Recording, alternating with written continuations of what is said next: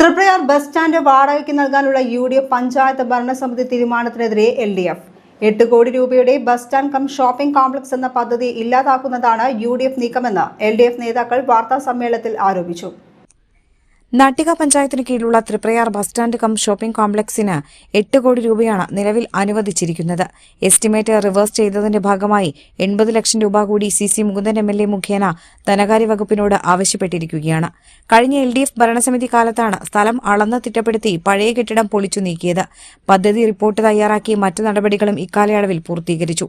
ഈ ഘട്ടത്തിലാണ് പുതിയ UDF ഭരണസമിതി ബസ് സ്റ്റാൻഡ് വാടകയ്ക്ക് നൽകാനുള്ള തീരുമാനമെടുക്കുന്നത്. ഇത് പദ്ധതിയെ തകർക്കുന്നതിന് ഇടവരുത്തും.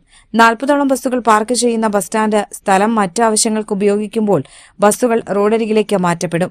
ഇത് അപകട സാധ്യതയും ഉളവാക്കുന്നതാണ്. പദ്ധതിയെ തകർക്കാനുള്ള നീക്കത്തിനെതിരെ LDF പ്രക്ഷോഭ പരിപാടികൾ സംഘടിപ്പിക്കും.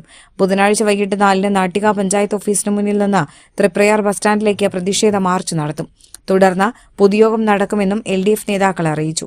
LDF നാട്ടിക പഞ്ചായത്ത് കമ്മിറ്റി നേതാക്കളായ KB ഹംസ, CS മണി, പഞ്ചായത്ത് അംഗങ്ങളായ രജനി ബാബു, KR പവിത്രൻ എന്നിവർ വാർത്താസമ്മേളനത്തിൽ പങ്കെടുത്തു. 10 കൊല്ലക്കാലം UDF ഇവിടെ ഭരിച്ചപ്പോൾ ഈ ബസ് സ്റ്റാൻഡിന്റെ പ്രവർത്തനത്തിന് ഒന്നും ചെയ്തില്ല എന്നുള്ളതാണ്. LDF വന്നപ്പോഴാണ് തൃശ്ശൂർ ഗവൺമെന്റ് എഞ്ചിനീയറിംഗ് കോളേജിനെ വെച്ച് അതിന് DPR തയ്യാറാക്കി തുടർന്ന് അതിൻ്റെ മറ്റ് സാങ്കേതിക അനുമതികളൊക്കെ ലഭിച്ച് പഴയ കെട്ടിടം പൊളിച്ചു മാറ്റാൻ ആവശ്യമായ നടപടി സ്വീകരിച്ച് ഇപ്പോൾ ഈ 80 ലക്ഷം രൂപ കൂടി അനുവദിച്ചു കഴിഞ്ഞാൽ അതിൻ്റെ കല്ലിടൽ നടത്തുമെന്നുള്ള ഘട്ടത്തിലെത്തി നിൽക്കുമ്പോൾ ഈ ബസ് സ്റ്റാൻഡ് വാടകയ്ക്ക് കൊടുക്കാനാണ് ഈ കഴിഞ്ഞ ദിവസം പഞ്ചായത്ത് കമ്മിറ്റി തീരുമാനിച്ചത്.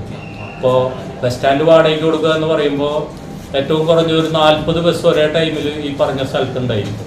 അപ്പോൾ ബസ് സ്റ്റാൻഡിലേക്ക് വേറൊരു പരിപാടി നടത്തുമ്പോൾ ഈ 40 ബസ്സും റോട്ടിലേക്ക് മാറ്റിയിടുമ്പോൾ ഉണ്ടാകുന്ന അപകടാവസ്ഥ, യാത്രക്കാർക്കുണ്ടാകുന്ന ബുദ്ധിമുട്ട്, നാട്ടുകാർക്കുണ്ടാകുന്ന, അതുപോലെ തന്നെ ബിസിനസ് സ്ഥാപനങ്ങൾക്കുണ്ടാകുന്ന ബുദ്ധിമുട്ടൊക്കെ തന്നെ ബോധ്യപ്പെട്ടിട്ടും ഇത് വാടകയ്ക്ക് കൊടുക്കണം എന്നുള്ള രൂപത്തിലാണ് പഞ്ചായത്ത് കമ്മിറ്റിയിൽ LDFന്റെ അംഗങ്ങൾ ഇക്കാര്യം ചൂണ്ടിക്കാണിച്ചിട്ടും ഭൂരിപക്ഷ തീരുമാനപ്രകാരമാണ് അവർ ഇങ്ങനെ വാടകയ്ക്ക് കൊടുക്കാൻ ഒരു തീരുമാനമെടുത്തത്.